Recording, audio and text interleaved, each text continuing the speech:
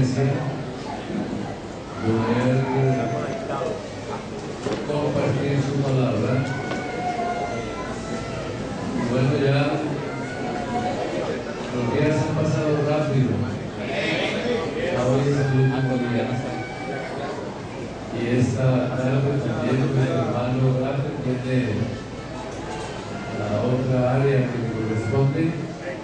Vamos a dedicar en esta mañana un rato, un tiempo, para hablar acerca de los sistemas financieros.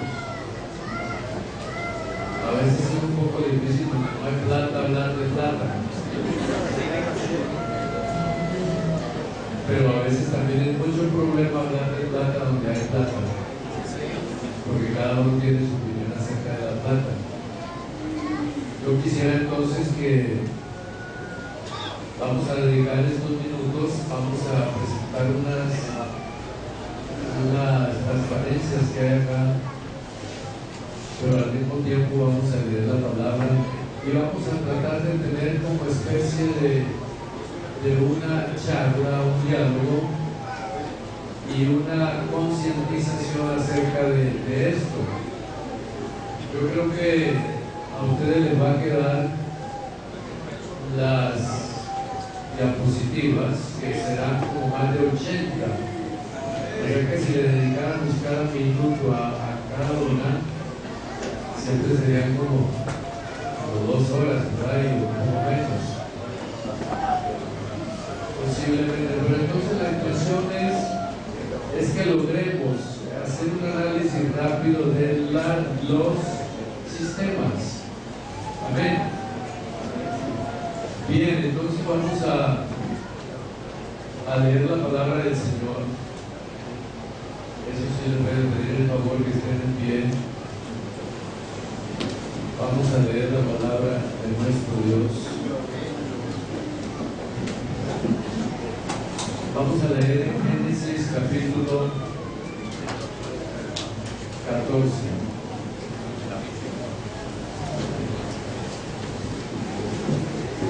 Amén.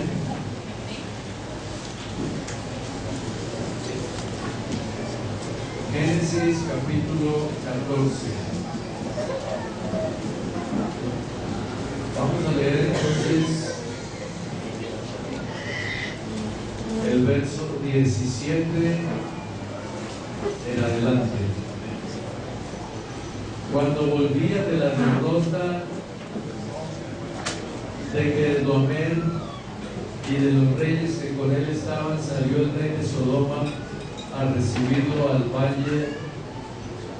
¿Sabe que es el valle del rey?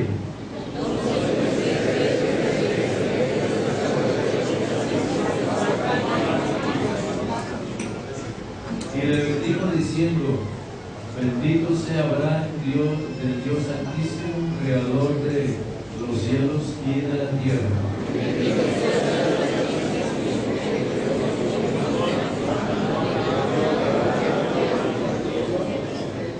Entonces el rey de Sodoma dijo a Abraham: dame las personas y toma para ti los bienes.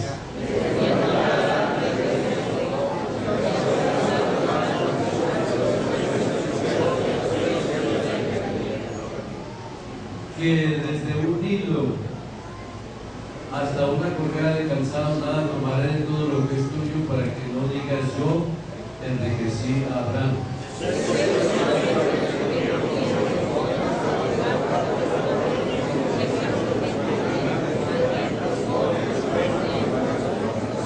Gracias, Dios mío, por estar en esta mañana de tu presencia. Gracias, Padre.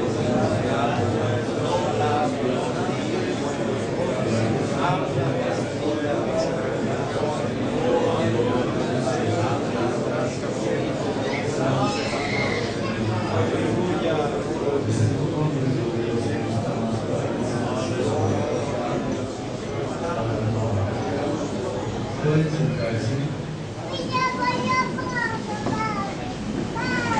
Podemos dejarlo así después.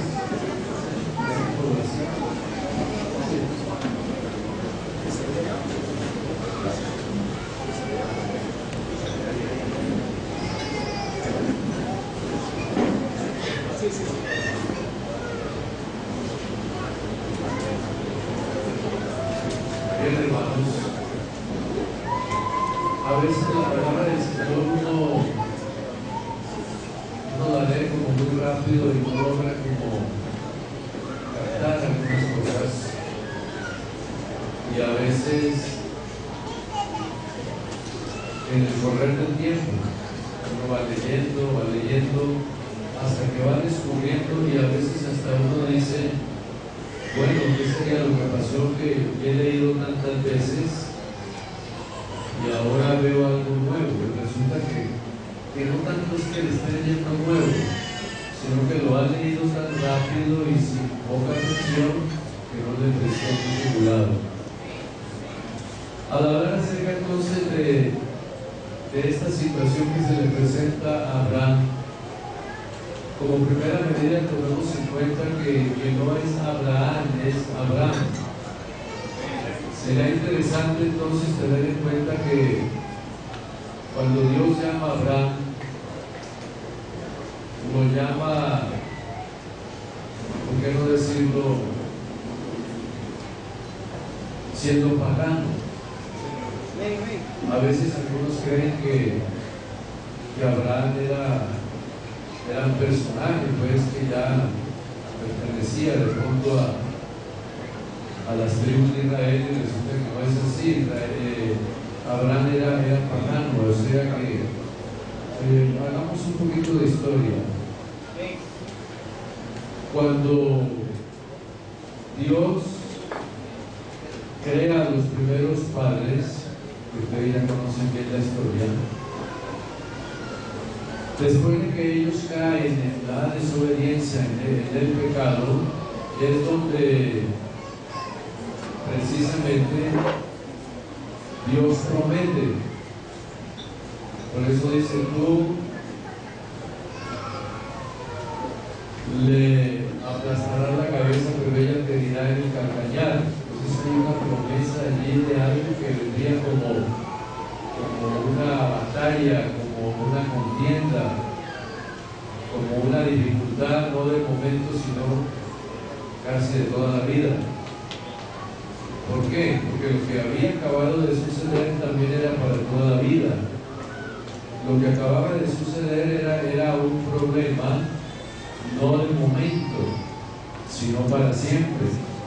Por eso lo que sucede, hermanos estudiosos de la palabra, lo que sucede cuando se origina todo esto, es que si el hombre, cuando uno, a ver, vamos un poquito atrás para que podamos ver precisamente lo que se presenta en Génesis.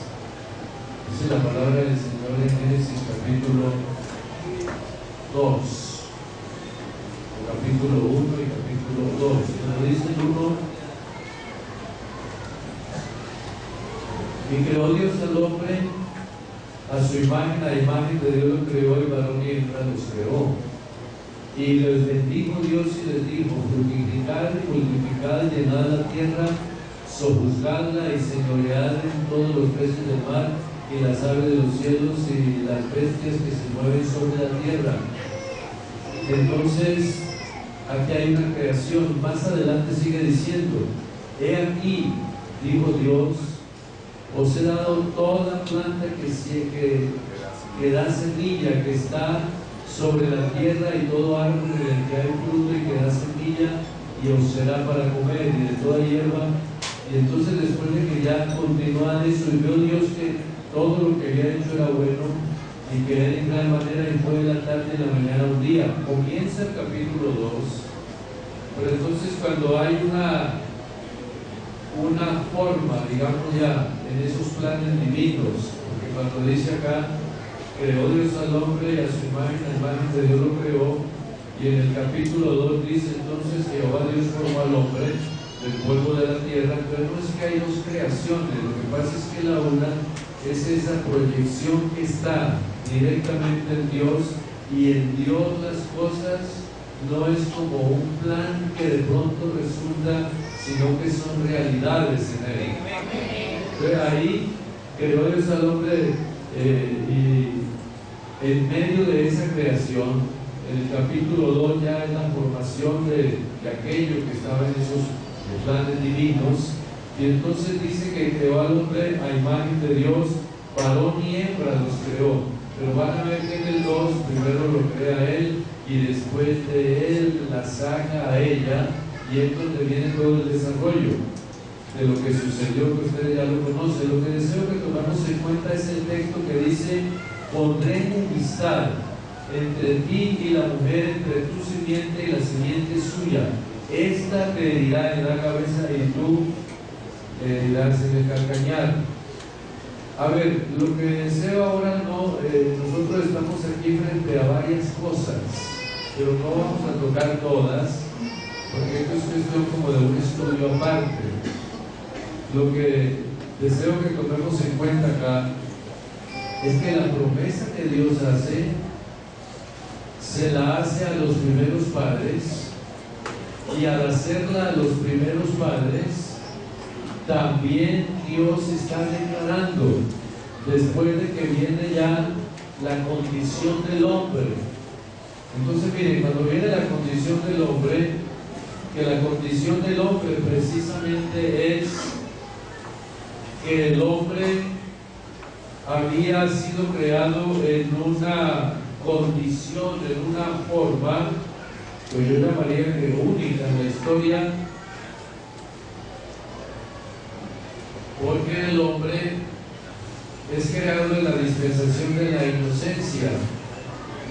Algunos historiadores presentan que la dispensación más corta que hubo fue la de la inocencia, porque fue la dispensación en la cual ellos tenían comunión, fraternidad, conexión, clima, conciencia, cuerpo, todo funcionaba bien. Por eso les decía que es como unos estudios aquí cruzados, para tomar de un punto, de otro punto, de otro punto. Lo que yo deseo es que logremos aquí tratar de captar que cuando Dios hace esa promesa, todavía no existe ningún Israel, no existe ningún pueblo hebreo, sino que existen los primeros padres. Ahora, de allí en adelante es donde ya el Señor ya mira, da como la sentencia, enemistad. Por eso la iglesia siempre tendrá una enemistad con el mal.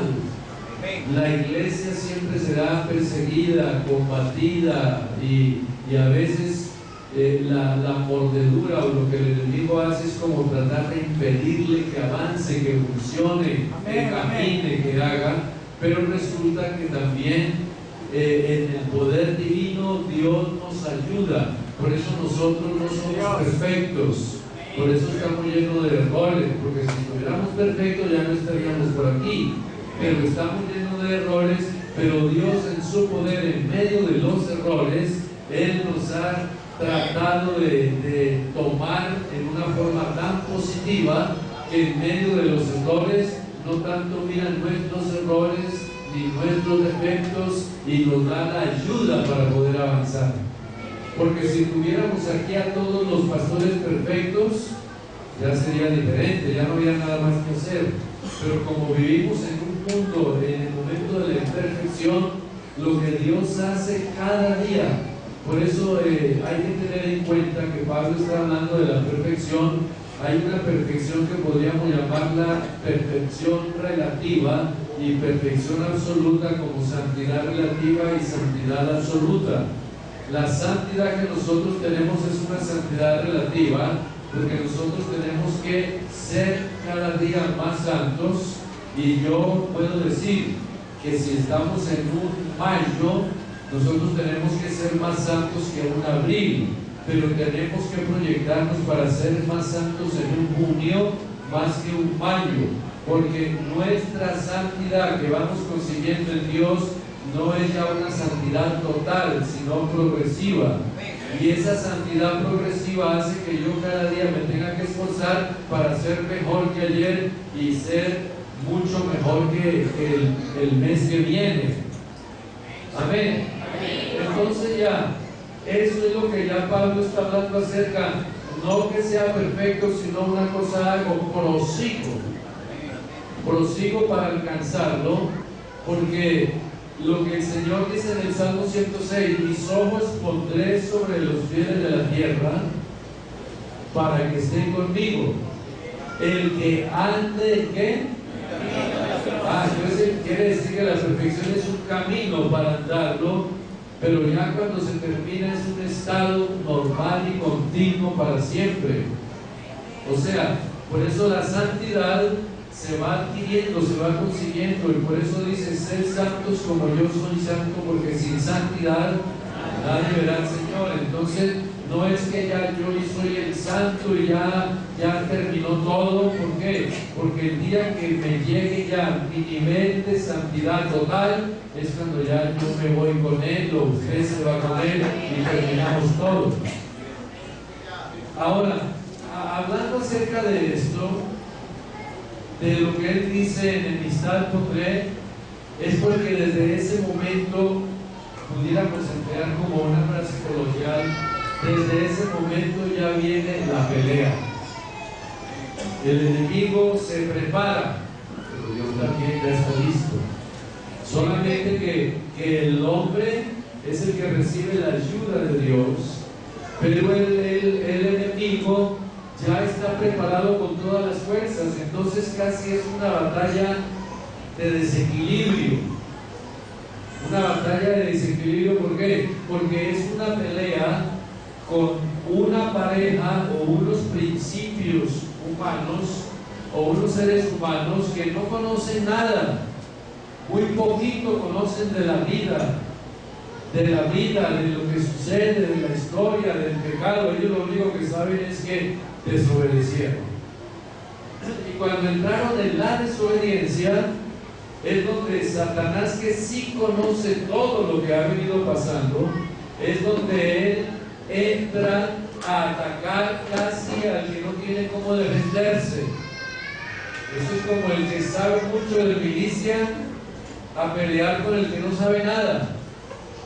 El que no sabe nada se para a ver qué va a pasar, pero el otro que sabe todo lo ataca por el aire, por los lados, por detrás, le lanza algo, y este no sabe ni qué es lo que le están lanzando.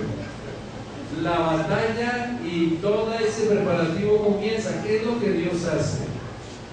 Lo que Dios hace es que le dice a estos primeros padres: va a haber pelea, y va a haber enemistad, y va a haber pleito, y va a haber ataque, y ustedes van a ser los que les va a tocar afrontar esto por una sola causa, porque pecaron, porque desobedecieron.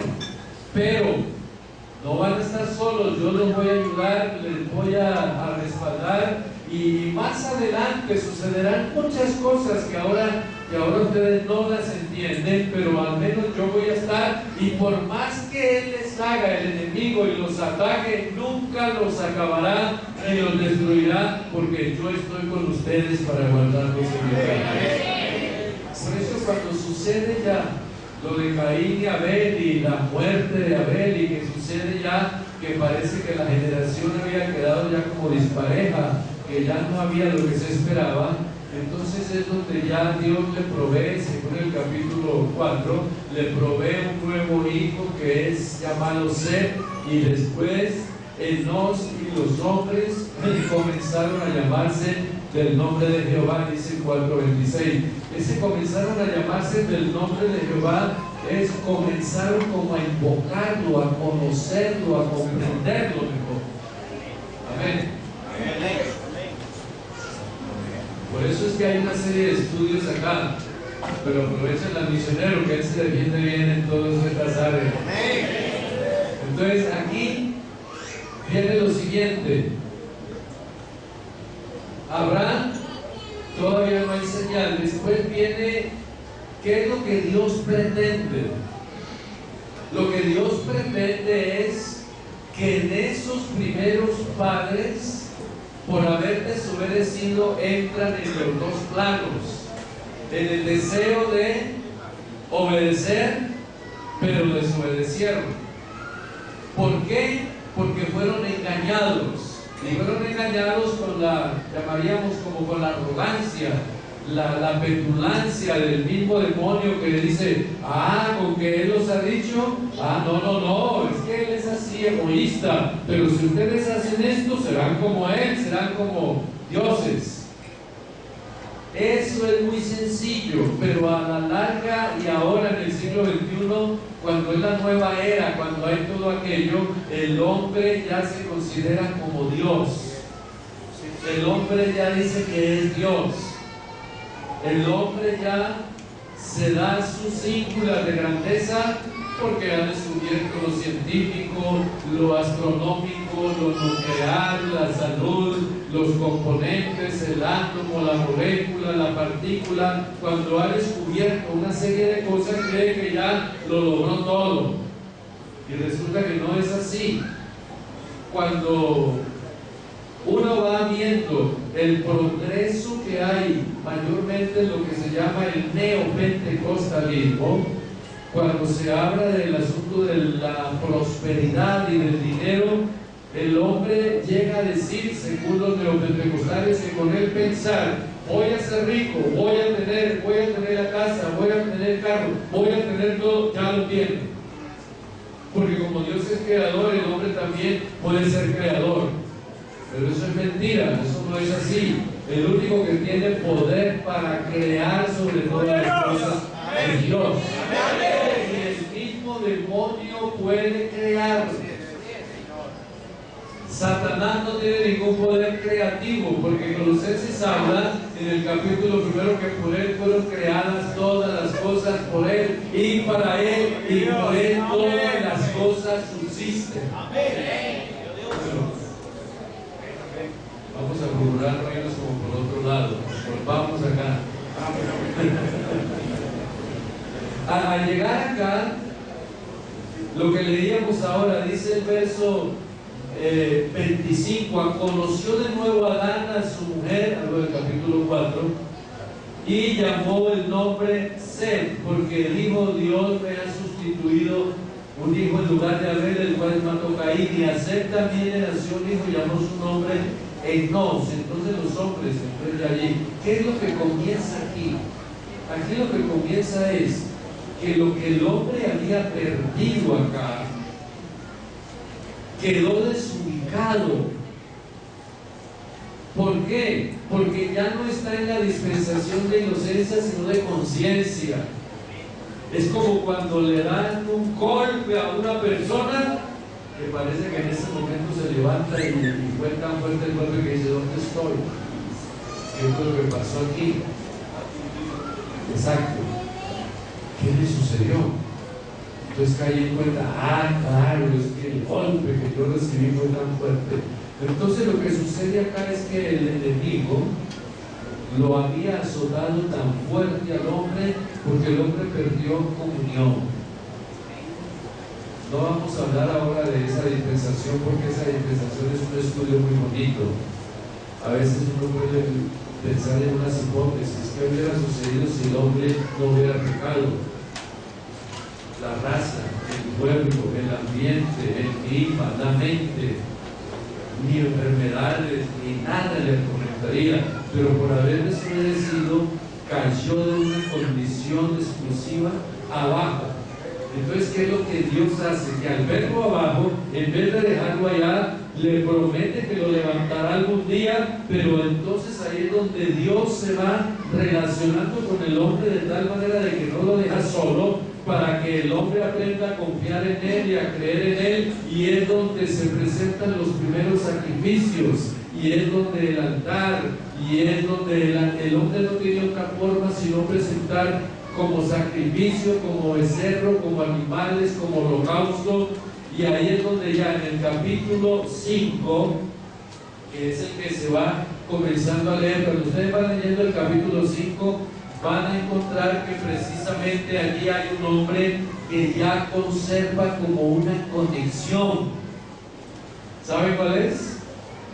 Enoc.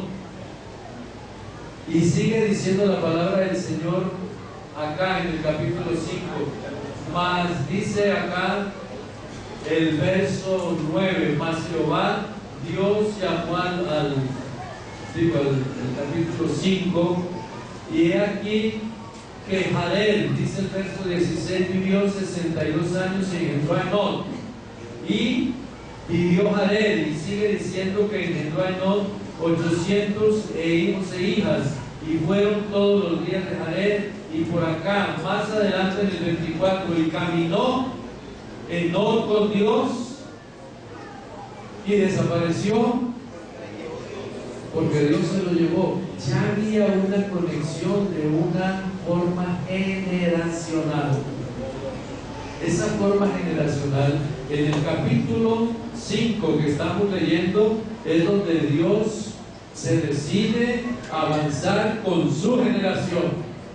Y en el capítulo 4, ustedes van a ver que por allá por el verso 19, Lamec tomó para sí 2 mujeres, y el nombre de una fue Ada y el nombre de la otra fue Sila, y Ada dio a luz a Jabal, y el nombre de su hermano Jubal, y estos son los que tocan arpa y flauta. Y ahí viene el cántico de Lamec, que es descendiente de Caín. La descendencia de Caín habla de violencia, habla de muerte, habla de vicio, habla de maldad, habla de venganza. Y por eso dice el 24, si 7 veces será vengado Caín, Lamec, en verdad 70 veces lo será. O sea que si mi padre hizo eso y trataron de hacer algo con él, conmigo va a ser diferente, porque conmigo es peor todavía. Quiere decir que ya esa es una generación que se fue por su lado.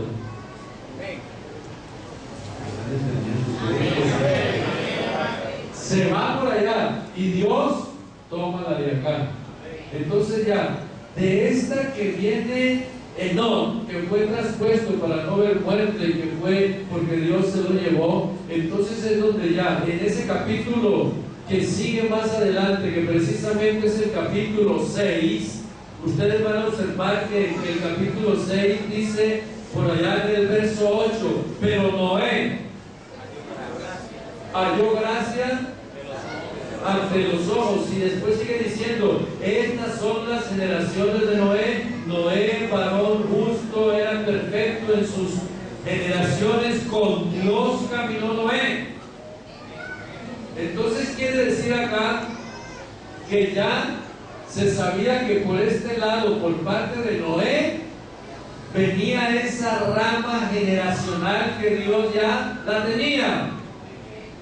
Por eso en el capítulo más adelante, en el capítulo 7, que es donde viene lo del diluvio, y después ya viene aquello de Sem, Can y Jafet. Cuando viene lo de Sem, Can y Jafet, que es ya razas y pueblos, Dios de esas 3 sigue con la de él, los semitas. Ahí está Sem. Los otros ya son diferentes, pero vienen de un mismo padre, porque las generaciones han venido de una sola raza, que es la humana. Entonces, al estar entonces ya la condición así, Dios sigue con su remanente, o su raza, o su generación, o su forma genealógica. Entonces, cuando él está, viene ya Noé, después sigue Sem. De Sem es donde ya surge precisamente, por ese capítulo 10 en adelante, es donde ya se va presentando lo que es la confusión más adelante, las razas y todo eso, y la torre de Babel. Pero ya por acá, en el capítulo 10, es donde se va leyendo acá que a Sem también, padre de los hijos de Eber y hermano de Jafet, y los hijos de Sem fueron, y ahí está Elán, Asparzar, Lut y Aram. Aram era uno de los hermanos de Abraham, y Abraham el padre era Taré. Entonces, cuando se sigue leyendo acá, Asparzar engendró a Sala, y Sala engendró a Eber, y Eber nacieron 2 hijos, y el nombre de ellos fue Pelei, porque sus días se repartía la tierra. Y ahí se presenta ya esta situación que viene acá, y después es donde ya, leyendo ya lo de Babel y los descendientes y todo, es donde, miren ustedes, que leyendo en el capítulo 11, en el capítulo 11, Dios sigue tratando más de cerca con su generación que seleccionó, la que escogió. Noten lo que se presenta acá. Los descendientes de Taré, verso 27 del capítulo 11. Estas son las generaciones de Taré. Taré engendró a Abraham, Nacor, Harán, y Harán engendró a Lot. De aquí en adelante, para que tomen una idea, para no leer todo ese pasaje, ¿qué fue lo que pasó? Que ellos se radican y viven en Ur. ¿Quiénes viven en Ur? En Ur vive toda la familia de Abraham y su papá y sus hermanos, y todos viven allá, pero son paganos. Cuando se habla de pagano es que a pesar de que Dios había conservado esa generación, no lo conocían como deberían de conocerlo. Pero Dios dice, a pesar de que son como son, de allí voy a sacar lo que yo necesito sacar. Eso es como la condición nuestra. Usted debe conocer al Señor donde estaba. ¿Quién sabe qué estaría haciendo? Era malo. ¿Quién sabe qué clase de pecados había cometido? Pero ya había en los planes divinos uno que dijo, este se va a entregar en tal tiempo, me va a aceptar, lo voy a alabar, lo voy a perdonar y lo voy a poner a predicar mi nombre.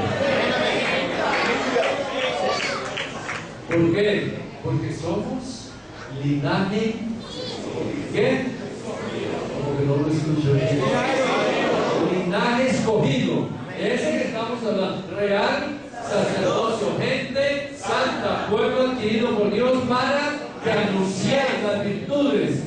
Ahí está cumplido lo que está sucediendo precisamente acá, para que cumpláis todo esto y las señales y todo lo que Dios está hablando por medio nuestro.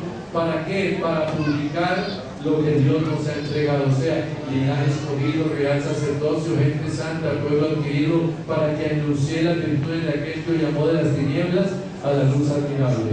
Pero entonces acá está esa familia. A veces se pone como un corto ejemplo acá. Acá están todos. Cualquier día precisamente es donde Taré dice, me voy a ir de por acá. Pero no, todavía no es tiempo. Va a llegar el tiempo en que me voy a ir de por acá. Y toda la familia, porque en cabeza de familia en esas épocas, de esos años, era el que mandaba. Si la familia de él era 40 o 50, nos vamos de aquí, se tenían que ir todos. Por eso es que eso sucede con Jacob. Jacob, cuando se va de los lados de sus padres, él instala su propia generación y su propia familia. Cuando él regresa de allá de donde Labán y va para la parte donde él había venido antes de sus padres, él no deja a nadie allá, él se viene con todos. Se viene con las señoras, se viene con los hijos, se viene con sus ganados, se viene con todo y se va para allá. Aquí, Abraham es esa forma. Me voy a ir, pero como era pagano, quiere decir que Taré era pagano, él creía que habían otros dioses más, y él creía que esos dioses eran los que los pueblos querían hacer y lo que los pueblos querían tener. Entonces Taré era constructor de dioses. Dioses con D minúscula. ¿Qué pasa allí? Estaba leyendo la historia de Jacobi, que es un israelita, un rabino, y entonces él contaba esa historia y yo estaba escuchando. Entonces él decía que cuando Taré construyó dioses, los tenía de diferentes tamaños, pequeños, grandes, blancos, negros, feos, bonitos, aunque todos eran feos. Y los tenía ya. Vendía, el que quería un Dios pequeño, le vendía al Dios pequeño. El que quería el más grande, él se lo vendía. Para él no era problema si era grande o pequeño, lo que le interesaba era negociar, porque era pagano, él era la clase de persona que para él cualquiera era Dios o no lo era. Pero aquí, ¿qué sucede? Que relata precisamente Jacob y le dice que cuando un día le dijo a Abraham, que era uno de los menores, dijo: cuida aquí estos dioses mientras yo hago una diligencia. Y entonces dice que Abraham se puso a verlos y vio que por allá había como telaraña, como algo, y uno dice: no, yo lo voy a limpiar. Y comienza a molestar allá y le dice, cuando se le resbala ese de allá y se cae y parte este y parte aquel y daña al otro, y eso solo es cuento. Entonces, cuando hay ese estruendo, los pobladores se acercan porque eso era tenido como por algo grandioso, el lugar donde estaban los dioses. Y Abraham, observando eso, se llenó de miedo.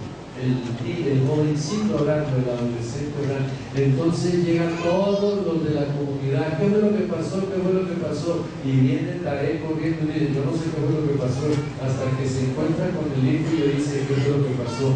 Y dice: papá, yo me puse a limpiar algunos y se cayeron y se partieron. ¿Cómo es que has hecho esto con los dioses? Entonces relata la historia que Abraham dice: papá, pero si fueran verdaderamente dioses, no se hubieran podido librar de vender. ¿Cómo es que se dejaron partir? ¿Cómo es que se dejaron acabar? Después hablamos de esto. Y entonces, antes de que se fuera, le dice: papá, recuerde que tiene que haber alguien distinto a estos, que ni usted ni yo lo conozco, pero que lo tiene que haber. Bueno, eso lo veremos después, y ahí es donde viene la frase común: que tus oídos escuchen lo que tus labios pronuncian.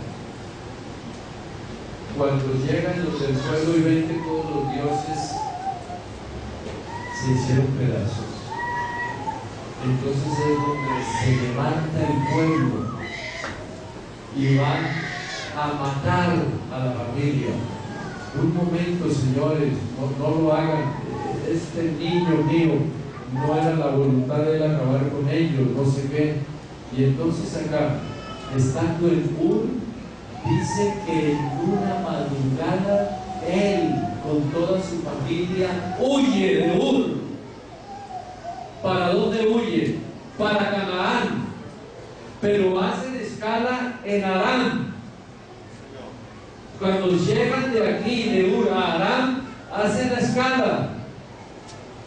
Entonces, por eso, noten ustedes que estamos leyendo el 11 y miren ustedes lo que sucedió. Llegaron a Aram, y al llegar a Aram, Taré dice: este era el lugar que yo quería. Miren, hay jardines, hay aguas, hay ríos, hay chorreras, hay todo esto. Este es el lugar, aquí nos quedamos. Y se quedaron ahí. Entonces ya, cuando se quedan allí, muere Taré y queda Abraham. Y ya había muerto su hermano, que precisamente era también de nombre Aram. Muere él y quedan en esa población.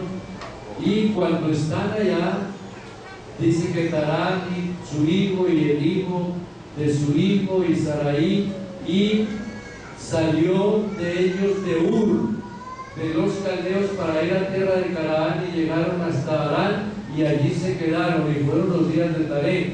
Cuando muere Taré, queda Abraham como cabeza de familia. Y acá es donde ya los primeros contactos directos. Es cuando se lee acá.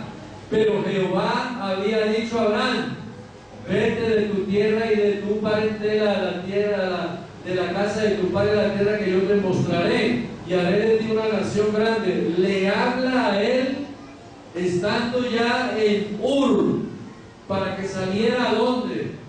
Para que saliera a Canaán. Y ahí es donde ya sigue diciendo más adelante: y salió Abraham con toda su familia a tierra de Canaán, y a tierra de Canaán llegaron. Entonces ya hay ese contacto generacional. O sea, ya está lo que Dios quiere hacer. Por eso cuando se va usted avanzando más, Dios trata con Abraham: no temas, yo soy tu galardón, yo soy tu escudo. No temas. Y parece que le promete y le dice, y Abraham era riquísimo en ganado. O sea, para llegar a hablar acerca de los tiempos que vimos allá, tenemos que ver lo que Dios seleccionó primero y por qué lo seleccionó.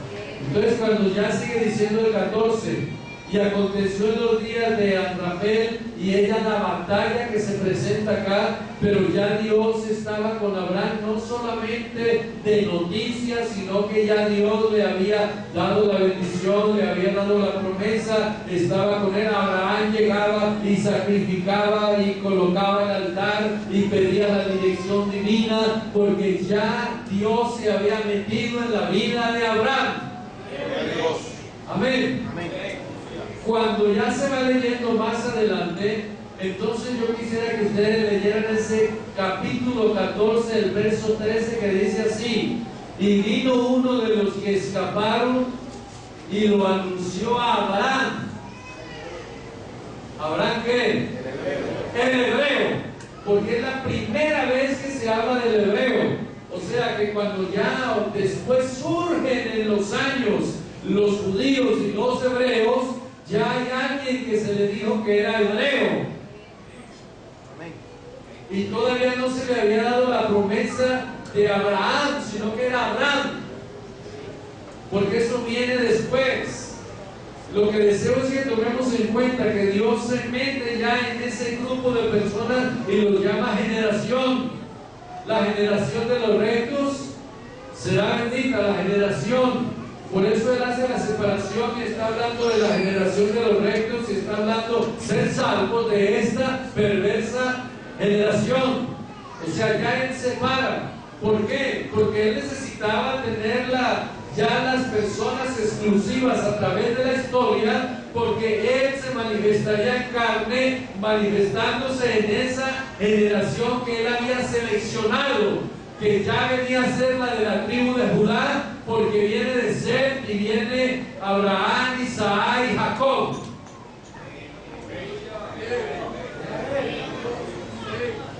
Alabanza al Señor. Cuando ya surge la batalla, a ellos van y le dicen: mira, Abraham, ha sucedido esto y esto y esto y esto, y tu pariente está allá, tenemos que hacer algo. Entonces Abraham reúne su familia, y cuando reúne su familia es donde va a esta batalla. Ya Abraham es cabeza de familia y cabeza generacional. Cuando ya van y están en la batalla y gana, recupera a su sobrino Lot y recupera cosas. Desde ahí se ve que ya Dios está respaldando a Abraham.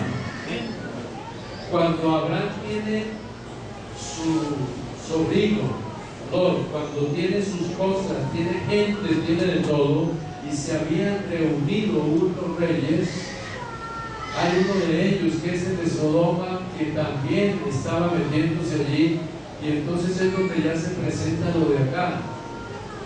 Yo quiero que tomen en cuenta esto. Cuando él sale de la batalla, antes de llegar a negociar con el de Sodoma, es donde se presenta Melquisedec. Entonces aquí hay el encuentro de dos personajes.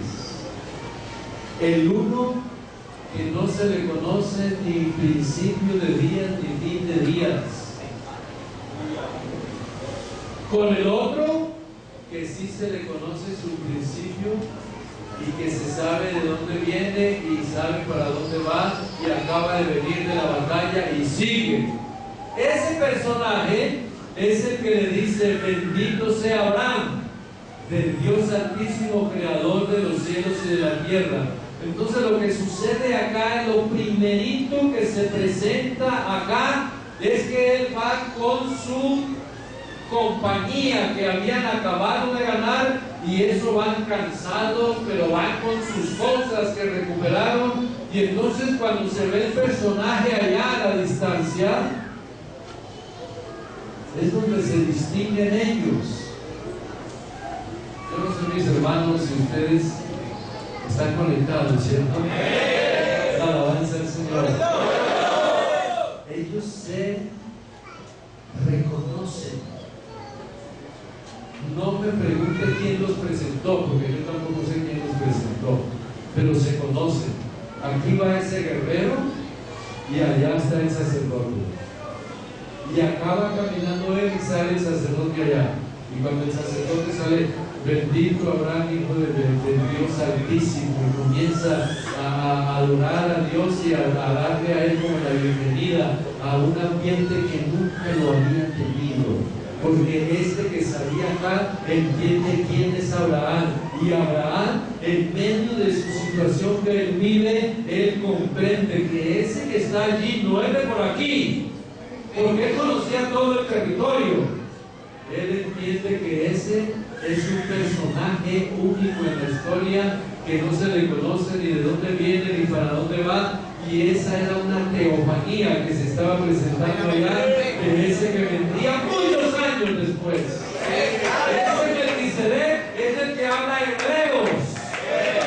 Entonces él le da los diezmos de todo, y cuando él le da los diezmos de todo, se los da porque ya le había dado pan y vino.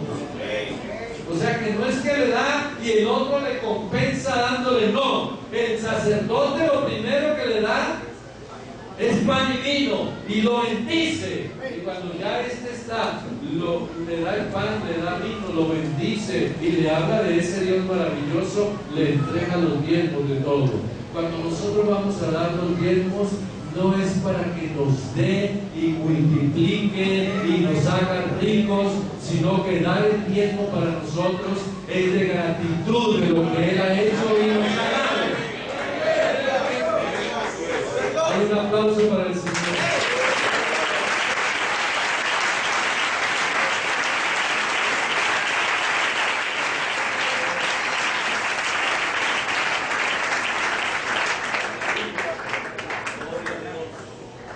Y bendito sea el Dios Altísimo, que entregó tus enemigos en tu mano y le dio a Abraham los diezmos de todo.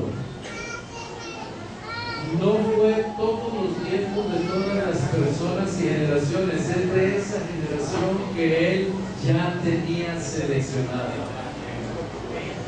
O sea que usted se pone a pensar, pero ¿por qué mi tío, mi primo, mi familiar no dan diezmos? Dios no está esperando los diezmos de allá, está esperando lo de nosotros, porque somos linajes unidos.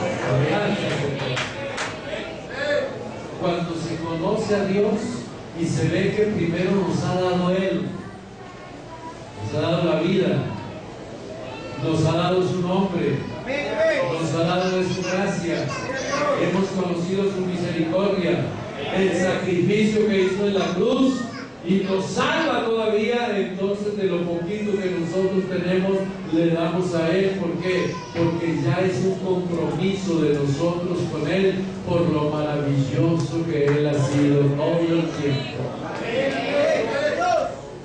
Ahora, pasando ya acá, más adelante, ustedes seguramente recuerdan lo que se presenta en el capítulo 28, y es donde uno de la descendencia que venía de ese linaje de Sem, que es Jacob, ¿Qué es lo que dice Jacob capítulo, en Génesis allá de Jacob capítulo 28 dice, y se levantó, verso 18, de mañana y tomó la piedra que había puesto de cabecera y la alzó por señal y derramó aceite sobre ella y llamó el nombre de aquel lugar Betel, porque Luz era el nombre de la ciudad primero. E hizo Jacob voto, si fueres conmigo y me guardares en este viaje que voy, y me dieres pan para comer y vestido para vestir.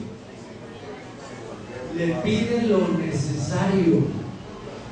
Es que aquí lo está diciendo, y yo quiero que me regales una media docena de caballos y camellos, 5 docenas y tal. No. Aquí lo que está hablando este hombre y dice precisamente acá, si me dieres pan para comer y vestido para vestir, y si volviere en paz de la casa de mi padre, Jehová será mi Dios. Y esta piedra que he puesto por señal será casa de Dios, y todo lo que me dieres, el diezmo apartaré para ti.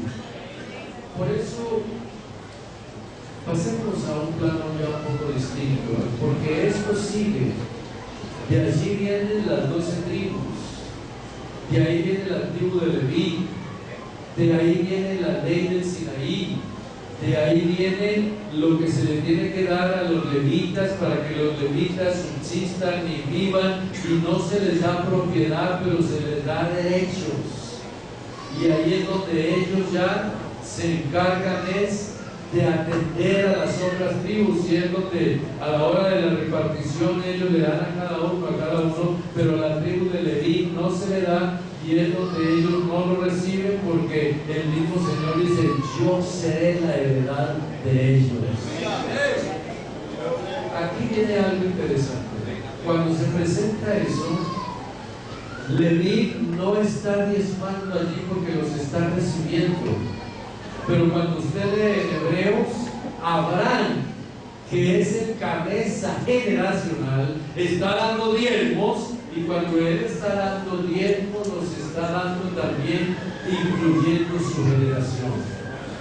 Por eso cuando uno mira la importancia del diezmo, va logrando uno entender precisamente que en medio de la condición humana, usted pagando los diezmos o dando los diezmos, sin darse cuenta o dándose cuenta, usted está no solo bendiciéndose usted, la iglesia, sino también su familia.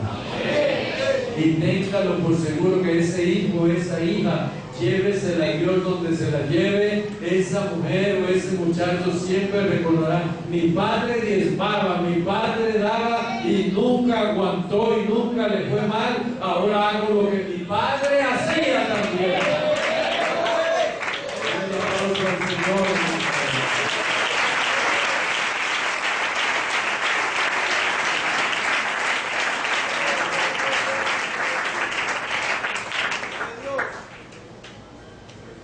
Hay un pasaje que precisamente está por acá en Isaías.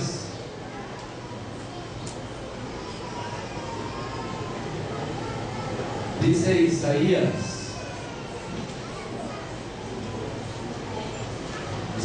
el capítulo 40.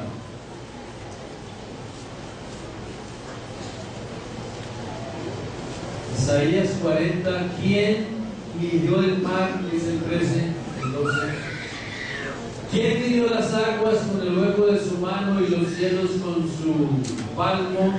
Con 3 dedos juntó el polvo de la tierra, pesó los montes en balanza y con pesas los collados. ¿Quién enseñó al Espíritu y a Jehová? ¿Quién le aconseja?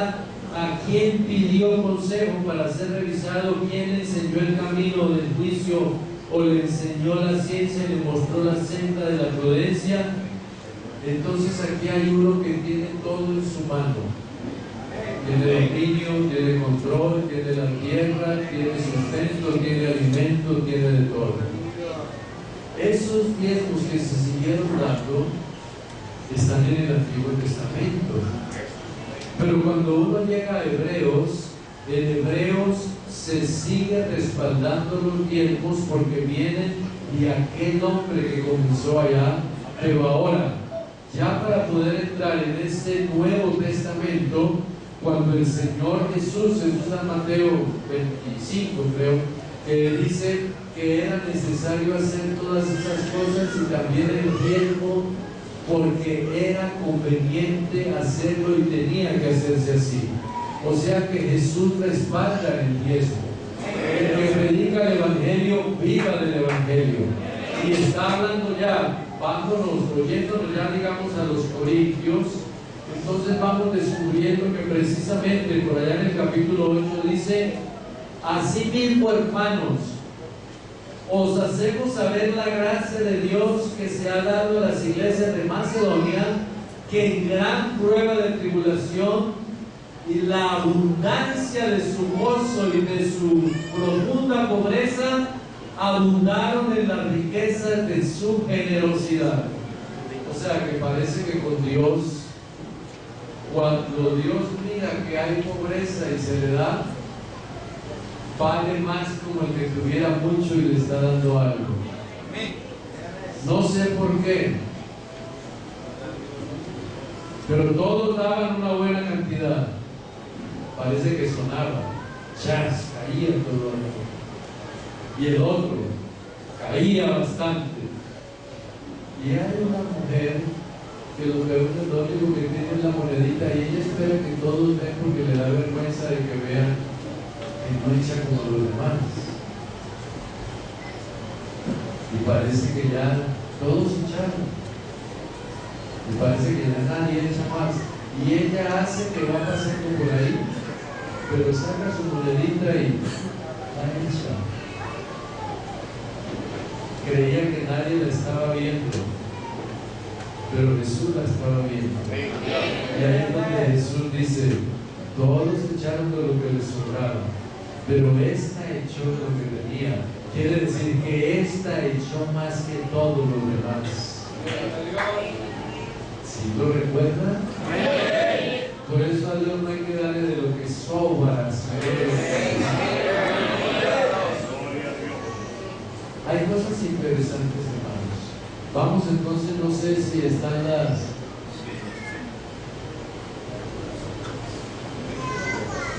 Vamos a ir mostrando algunas ya. Pero sería interesante tener en cuenta de estas cosas. O sea, estas transparencias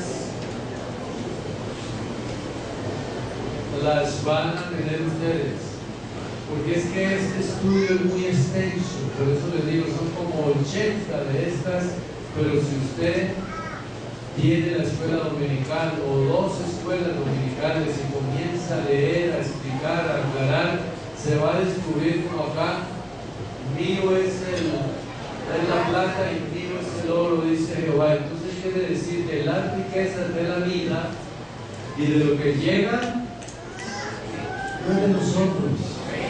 Nosotros solamente somos administradores. ¿Por qué? Porque cuando nacimos, Él trajo el carro último modelo de la nación. La rica, ¿quién la trajo? No trajimos y sin duda nada se podrá llevar. No sé si ustedes recuerdan la historia de Alejandro. Alejandro fue uno de los conquistadores más Alejandro Magno fue uno de los conquistadores más ricos. ¿Por qué? Porque Alejandro venció a los medos y a los persas. Téngase en cuenta esto. En el campo histórico y de las grandes guerras, cuando alguien le ganaba a uno, eso pasaba en el imperio egipcio. En el imperio egipcio, cuando alguien de Egipto lo vencía, sacaban la lista de todos los que éste había vencido. Y si había vencido otros 2 o 3 reinos más, declaraban ellos que vencieron a este y vencieron a los otros 3. Por eso, lo que sucede con Alejandro es que él derrotó a los medos y a los persas. Ya ustedes conocen la batalla de Termópilas y las guerras médicas y todo eso que se presentó.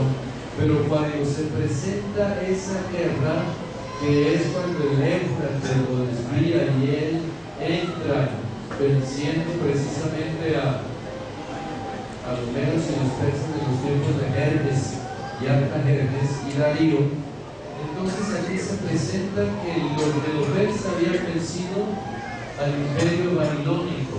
Entonces cuando el imperio griego, que es el de Alejandro, vence a los demás, él saca la lista de que los venció a todos, porque toma las riquezas de muchos de ellos. Por eso, cuando uno descubre ya que lo que sucedió en el Gólgota, allá fue una batalla a muerte, y que el mismo Señor ganó esa batalla, no solo está ganando la batalla de ahí, sino todas las batallas que venían a través de toda la historia, porque venció al enemigo que había vencido a todos los demás. Un aplauso para el Señor.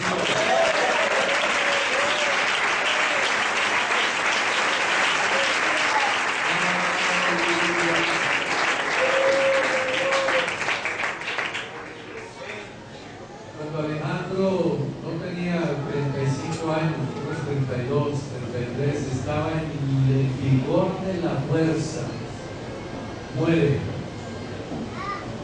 Y él se lamenta en su momento de muerte, de ver de que la muerte le llegó cuando tenía más fuerza de conquistar más. Pero la ironía de la vida, quería conquistar y ya no había más que conquistar. Por eso es que se dice de Alejandro, que dice que murió triste porque no había más mundo para conquistar. Y muere por el vicio, por todas las enfermedades que le vinieron, por la vida depravada que llevaba. Pero en el momento de su muerte da una orden. Y él dice que cuando me lleven al lugar donde me van a sepultar, llenen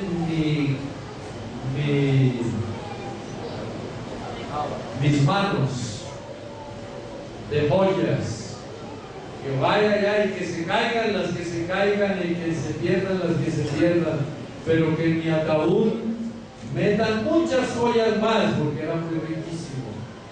Entonces le dicen a Alejandro, pero ¿por qué ese gusto tuyo? Y él dice, sencillamente para que el mundo vea que por más que uno consiga, cuando llega allá ni se da cuenta quién quedó con eso y cuánto perdió y cuánto ganó, porque lo único que vale en el mundo es tener vida. Lo más agradable para nosotros es saber de que Dios nos permite darle al Señor. Yo no sé si lo ha hecho usted, pero si no lo ha hecho, hágalo, nomás para ver qué pasa. Si tiene el último billete acá y lo va a dar de la ofrenda, no se llene de lástima de pesar, délo y va a esperar que en corto tiempo Dios le va a dar mucho más de lo que usted.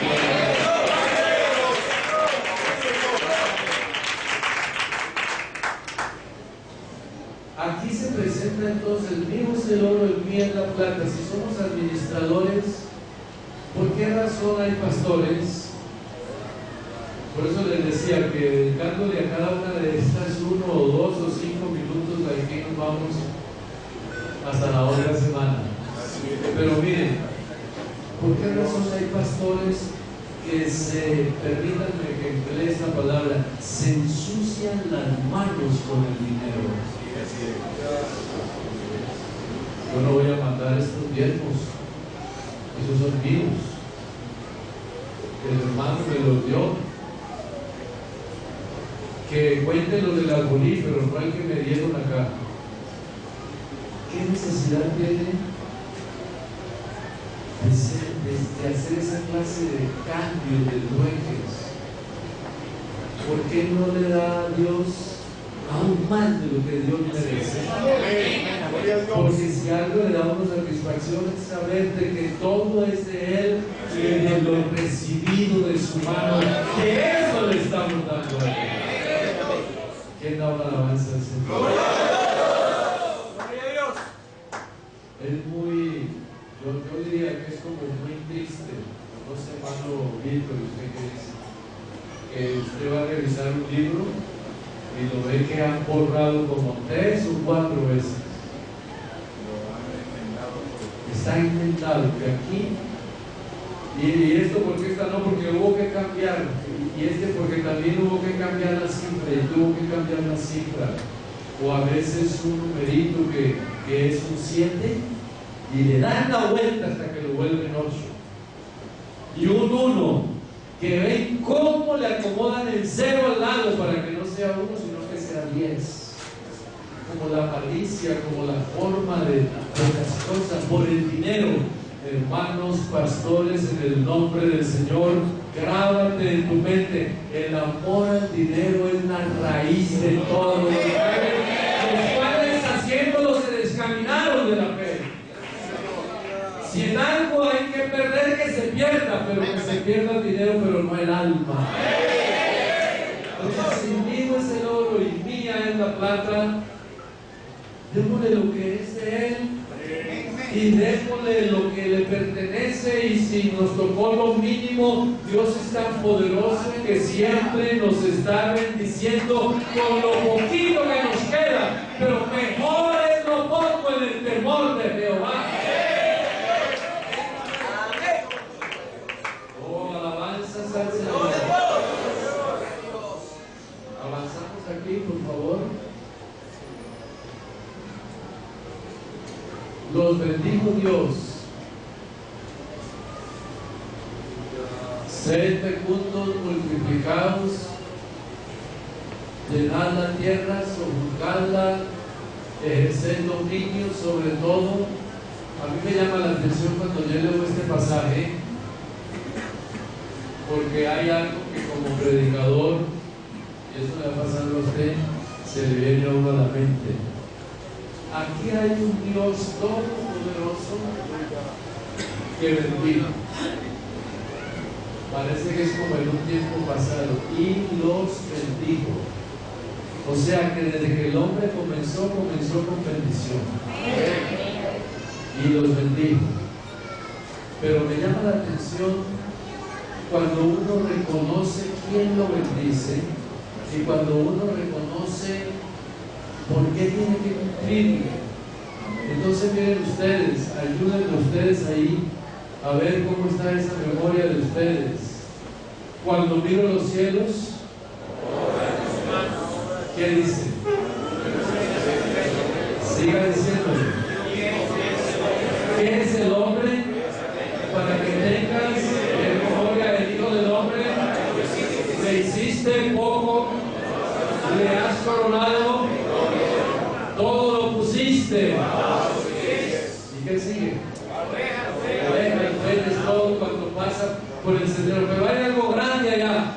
Oh Señor, cuán grande es tu nombre en toda la tierra. O sea, lo más maravilloso es saber que Él, con tanto poder y tanta grandeza y tanto señorío, mira al hombre lo más insignificante y le da todo lo que el hombre necesita y le da la vida. Y no solo eso, se manifiesta en carne para sacarlo de allá, y al sacarlo de allá lo pone acá en alto. Pondrélo en alto por cuanto ha conocido mi nombre. Me invocará y yo le responderé. ¿Por qué se preocupa tanto por nosotros? ¿Por qué no ha dado todo? Sencillamente porque somos esa creación única. A todos los llamados de mi nombre para gloria mía, los crié, los formé y los hice. Él todo lo ha hecho. La plata es lo más grandioso de todo, porque si Él nos hubiera comprado con $500,000, allá llegaría don Rico y diría: aquí te pago, Dios, por $1,000,000 que pagaste por mí, te doy 20. No, es que no es con plata ni con oro, es con la sangre preciosa de Cristo.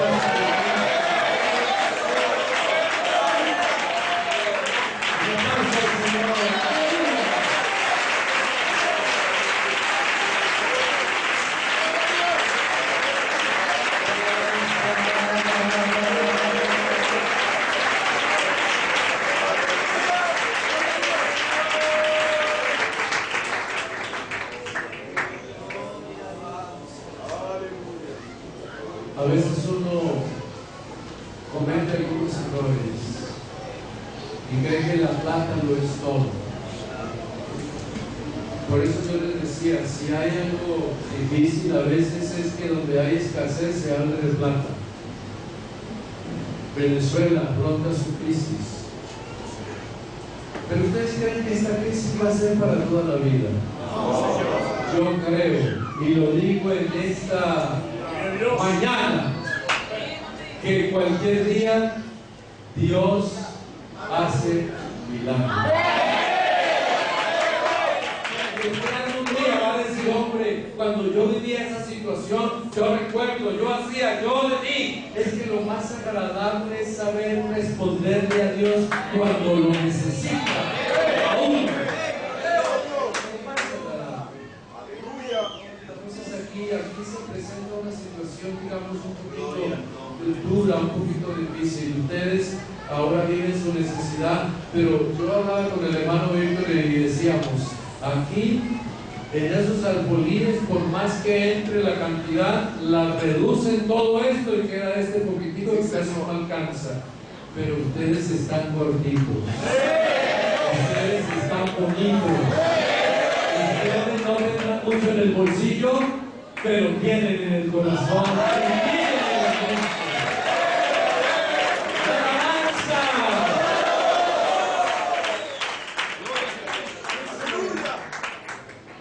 Hay cosas así.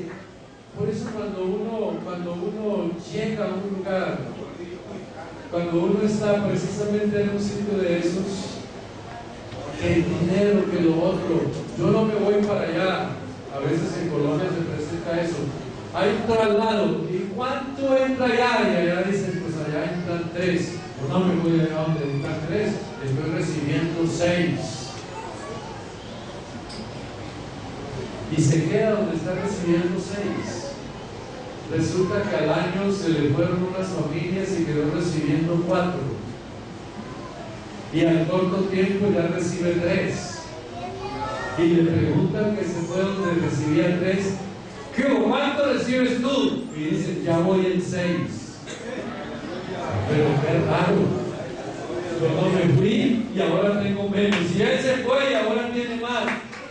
Volvamos a la realidad, hermanos, de algo grande que nunca lo podemos olvidar: la bendición de Jehová. No lo escuché, la bendición.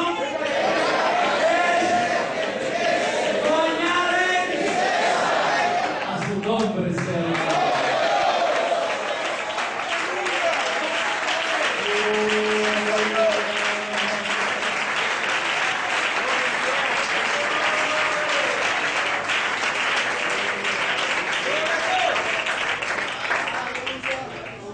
Una vez estaba en una ciudad de pastor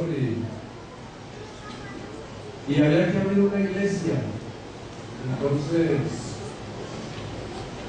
yo autoricé, pues yo era el pastor, y dije: hablar por la iglesia en el nombre del Señor.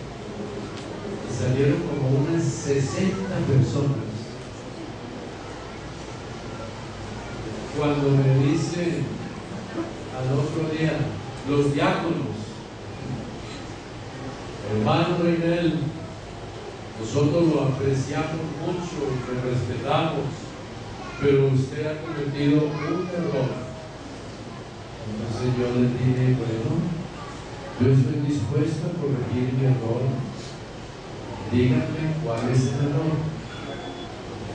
Entre los 60 que se fueron, hermano, hay como 20 hermanos que son los que sostienen la obra aquí donde estamos. El que trabaja en el banco, el que tiene el negocio, el que tiene aquello, y sacando la lista. Y yo le dije, hermanos, no es un error. Hagámoslo y convenzámonos nosotros quién tiene la razón. Y se fue todo ese grupo. Al domingo siguiente, uy, qué cantidad de bancas vacías. Pero vacías. Fueron y abrieron el Alburí y estaba la economía normal.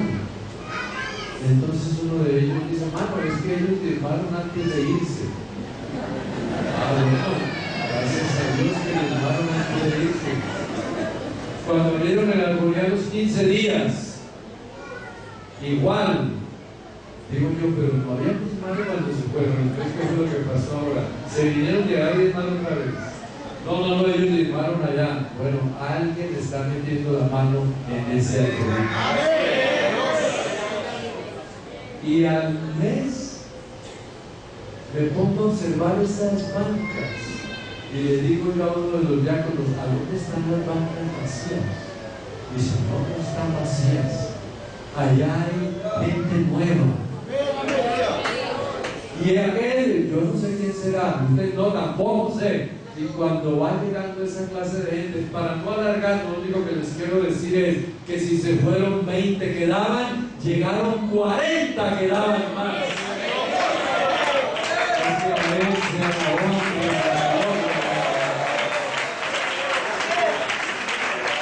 Él nunca se equivoca.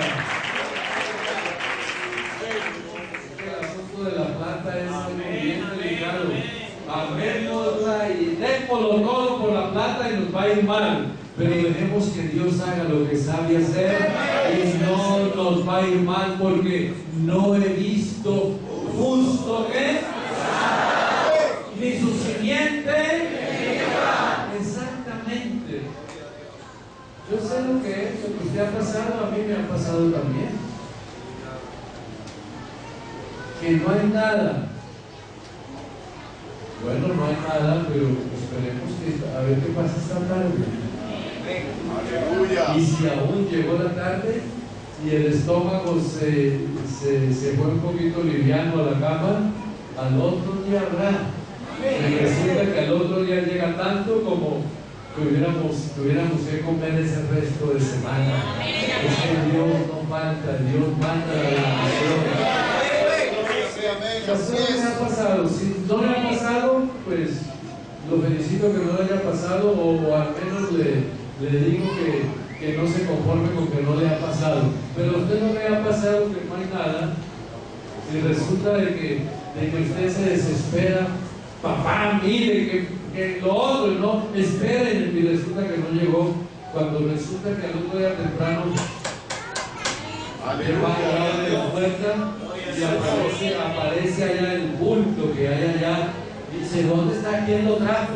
No, ahí lo dejaron. Y comiendo usted, mira, arroz, carne, aceite, de todo, y tiene que ayudar a que se lo vendan acá y lo trae acá. No sabe usted quién lo llevó, pero lo único que sí creo yo es que el ángel de Jehová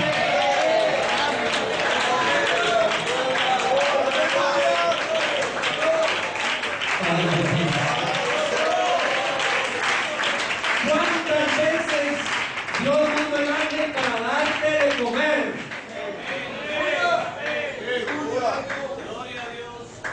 Pero si hay eso, que el bolsillo, que la plata, y si no hay plata tampoco trabajo, y si no hay plata no predico, y no les digo, no, predíquele a ese grupito con el amor, con el cariño, así no haya nada aquí, pero hay acá de lo que Dios quiere.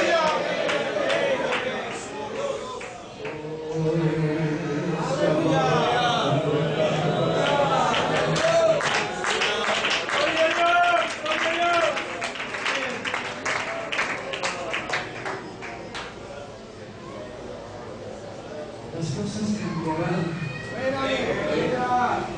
cosas no serán así siempre. Nuestros hijos han pasado la necesidad. Nosotros tenemos que ver de que la vida a veces se vuelve, yo no sé si será masoquismo o qué será, pero a veces la vida se vuelve agradable cuando hay que luchar por algo. Pero cuando todo está, hasta se va perdiendo la fe porque todo está. Pero cuando no hay, el Señor proveerá.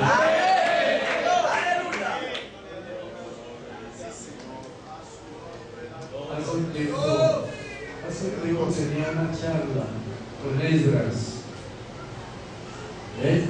Barranco. Ese hermano Reiner, un día nos fuimos al colegio. Yo tenía que esconder mi pie derecho, lo tenía que esconder por acá. Me tenía que parar como raro para que no me vieran que ya estaba rota la punta. ¿Y tú por qué escondes ese? A ver, muéstralo. Y tuvo que mostrar. ¡Ah, roto! Y la ironía le dice otro, oye, ¿y ese Dios tuyo que tiene? ¿No queda un par de técnicos? Mi papá me compró estos a mí, míralo. Pero ese Dios tuyo no me ha dado nada. Dice que se puso a llorar, se puso a llorar todo triste. Y llega ya donde el papá, lo que pasó hoy, qué fue lo que pasó, que se burlaron también porque los tenis están rotos. Entonces, y si habrá forma de comprar, papá, y dice, hijo, plata no hay, ni tengo trabajo. Pídele a él a ver cuánto te lo da, si te lo da el fin de semana o si te lo da la otra semana o el otro mes.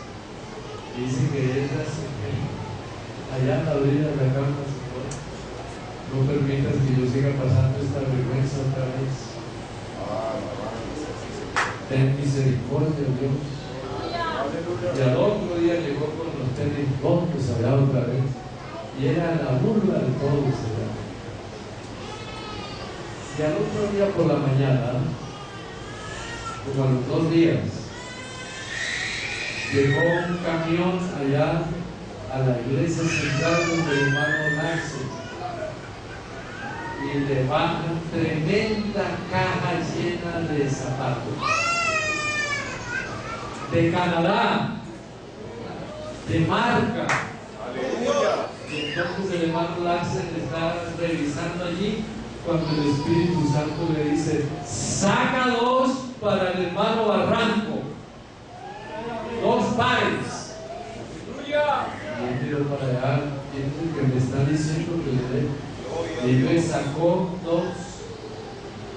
Y al otro día, y en la tarde se lo llevó. Y preciso cuando se lo llevó, llegó Esdras, papá, otra vez la burla ya. Y le dice, hijo, ¿sabes qué ha pasado? ¿Cuándo oraste tú? Dijo, yo he venido orando todos estos días, pero no he visto nada. Entonces le dice, pues mira lo que hay acá, tremendos tenis de marca que no lo tenían nosotros. Y dice ella que él llega y se los puso y salió llegando, pisando fuerte allá. Ahí sí mostraban los zapatos, los tenis y todo. Uy, hermano, ¿cuánto le costaron? Uy, eso no los hay por aquí. ¿Y de dónde? Dice, estos vienen de por allá del exterior. ¿Y quién te los dio? El Rey de Gloria.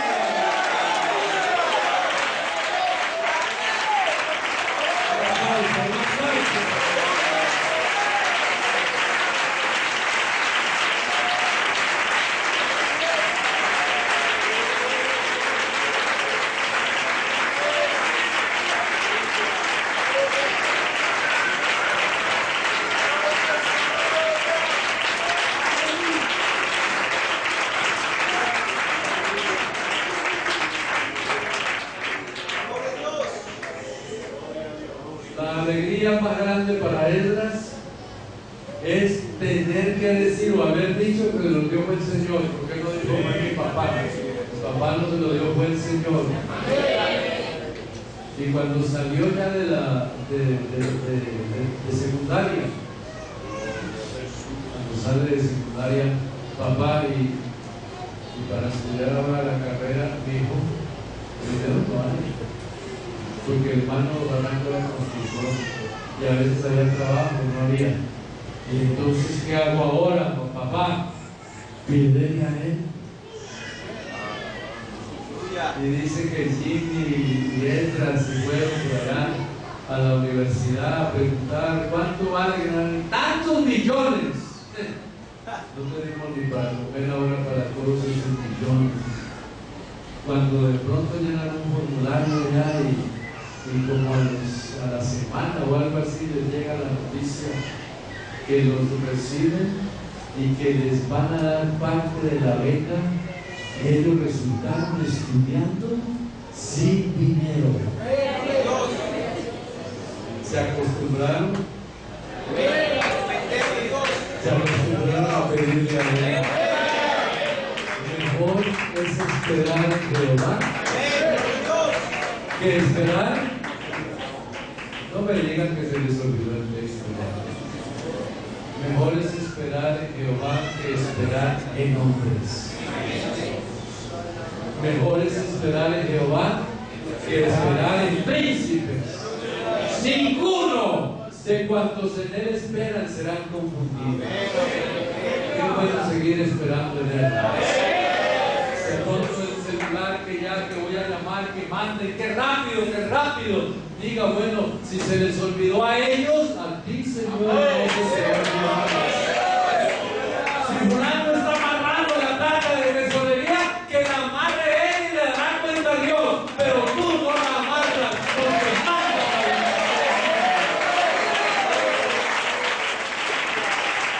Usted no quiere una alabanza al Señor.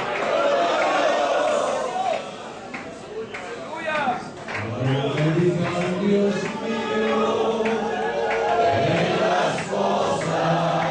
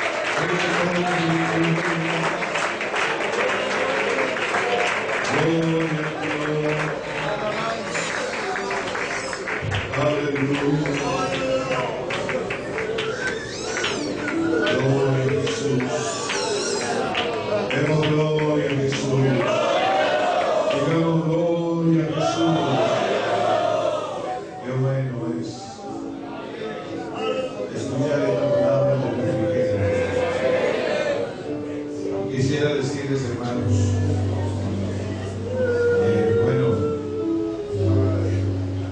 hace un tiempo uno siempre habla de la gloria de Dios, pero poco veces sabe por qué es esa gloria. Y algún día yo hice un sermón titulado "La gloria de Dios está reservada para los que creen". Y cuando él hablaba con sus discípulos, le dijo: la enfermedad de Lázaro no es para muerte. Esto es ¿para qué? Para que la gloria de Dios se manifieste y para que ustedes, y me alegro por vosotros, para que también creáis. Y cuando él llegó allá, dijo: Marta, tu hermano resucitará. Y él dijo: no, hace 4 días que murió, y yo sé que resucitará en el día postrero. Y Jesús le dijo: Marta, te digo que si creyeres, verás la gloria de Dios. Nosotros estamos en un tiempo en el que Dios quiere que veamos su gloria. Su gloria. Es el mejor momento, el mejor tiempo para eso. Pero para ello hay que creer. Donde estés, es hora de uno encerrarse con Dios y esperar. Hay cosas que uno cuenta y dice, que a veces la gente dice: pero ¿cómo así? ¿Cómo así? Yo me recuerdo que en una ocasión, en una iglesia, con muy poco, se nos acabó la bombona de gas. Y en Colombia no es como aquí. Aquí es muy barato. En Colombia es costoso. Y yo compraba la bombona cada 3 meses. Y entonces estaba pendiente, mi esposa estaba cocinando y apenas veíamos que veía, yo decía: apáguela, cierre, para que nos durara siquiera 2 meses, porque mi ingreso no me alcanzaba para comprar una bombona. Y se nos acabó la bombona y entonces yo busqué la leña y ella empezó a cocinar con leña. Y me asomé hacia la puerta de la casa pastoral y la vi sudada, muy sudada, con unos frijoles que no se querían ablandar. Y métale leña y métale. Y yo me quedé mirándole y le dije: amor, Negrita, te voy a comprar una estufa de 4 puestos con horno. Te voy a comprar una buena nevera. ¿Sabes? Te voy a comprar un colchón nuevo, porque teníamos un colchón de espuma que ya los zancudos casi nos picaron por debajo. ¿Sabes? Te voy a comprar un colchón nuevo. Te voy a comprar unos muebles, porque no teníamos. Un poquito de comedor, porque tampoco teníamos. Y te voy a comprar un equipito para que escuche música. Y me dijo ella: ¿y con qué? Yo le dije: hoy saqué la cuenta de cuánto vale eso, que vale 500,000 pesos. En ese entonces para mí era un mundo de plata. Yo recibía como 10,000 pesos, 15,000, 20,000 pesos mensuales. Eso era un mundo de plata. Y yo le dije a Dios que me lo regalara. Oye, y él se sonrió. Y en la noche me arrodillé a orar y le dije a Dios: Señor, tú sabes que yo te sirvo, yo soy tu siervo.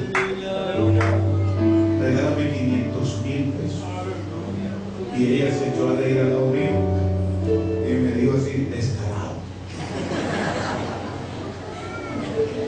Y yo le dije, como me lo dejo, no te voy a comprar nada. Ayúdenme a orar. Y ella no. Y yo seguí orando y al otro día, como a los 3 días, lo oí que se arrodilló, Señor, regálale los 500,000. Sí, así. 2 meses después llegó el supervisor, mi hermano, lo vamos a llevar a la central de Cartagena.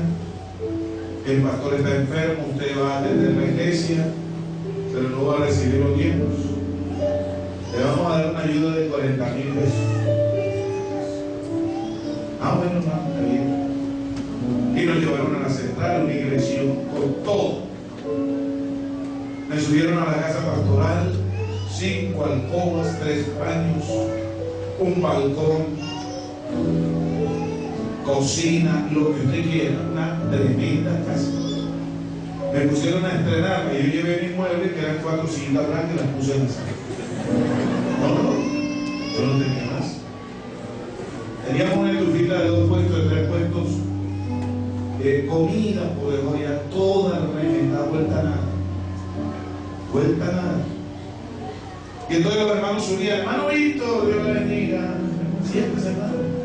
Apenas subían 4, ya no había más que sentar. Y entonces yo no recibía tiempo ni nada de eso. Pero un día yo estaba orando. Señor, sabes, los 500. Y una hermana me dice, hermano Víctor, subí a su casa y sobre una de las sillitas que usted tiene, le dejé una bendición en un sobrecito. Entonces yo subí, lo abrí, había 280,000 pesos. Era un punto de plata. Ella se alegró, ay, mijo, le digo, no, esto está en cumple. Yo pedí 500,000 pesos. No, yo he sido así. Entonces ella agarró su sobre, no toque nada, que hay falta plata. Yo sé con quién he tratado y quién es Dios. Y lo guardó. Y como a los 8 o 10 días, hermano Víctor, pero ya pasé por su casa y le dejé otro sobre y subí. Y había 280,000 más. Digo, con intereses y todo, así me gusta. Y agarré mi plata, me fui para el mercado y le compré los muebles, el mueble de comedor, compré un sillón, compré basura, compré todo lo que le había dicho ese día.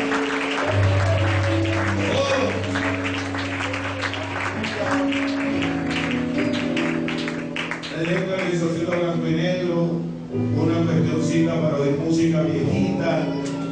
Se metió un ladrón, se nos llevó el mercadito que teníamos, se llevó la grabadorita que teníamos para oír música, se llevó la olla a presión, se llevó todo eso, se metió por el techo del templo, nos faltaba una ventana atrás y se me llevó todo. Y yo di gracias porque no se me llevó el televisorcito blanco y negro.